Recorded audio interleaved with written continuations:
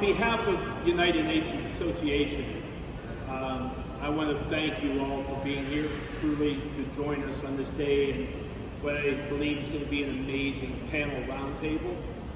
And I also want to take a moment to truly thank TSU for supplying us with this venue and the food.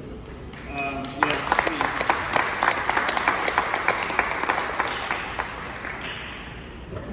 So when I was tasked with putting this together, I thought that two things. One is that instead of having a panel discussion like we see so often where everybody will go down the line, I want to have it more as a round table. So I will ask questions.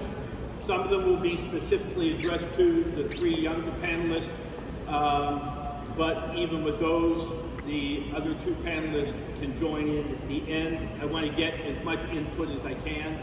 And we have an amazing group of panelists today. So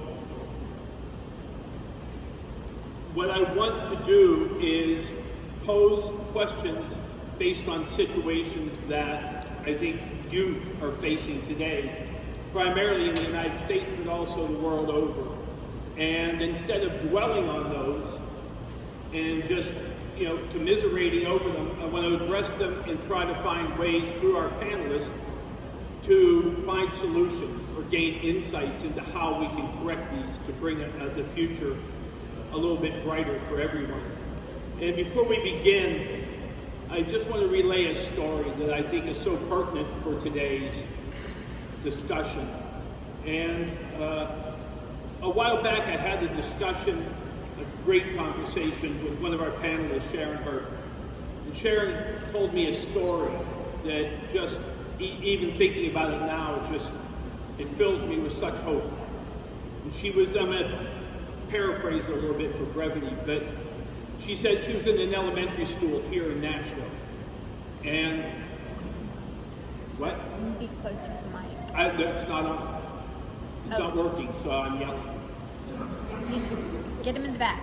They said they could hear me. I just was told. Really? Okay. Now I have to talk louder. Whew. Okay.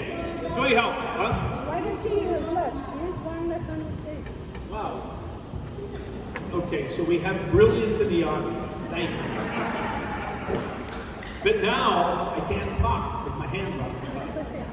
Really, I'll hit myself on. But anyhow, the story is she was in an elementary school here in Nashville, and the little girl that was sort of assigned to her to show her around, they were talking, and Sharon said to her, what do you want to be when you grow up? And the little girl looked at her and was so proud, and she said, I want to work at a McDonald's because that's where my mother works. So already this young girl had aspirations, but then Sharon took that a step further. She took that as an opportunity. And she said to the little girl, well, you know that when you're older, you can actually own a McDonald's.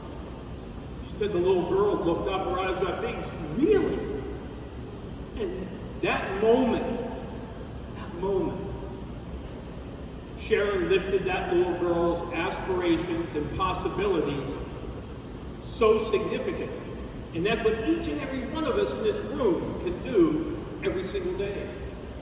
And that's a lot of what today is about, to find solutions, find answers. But even until we have those answers, until we have those solutions, let's work together in a community to uplift everyone.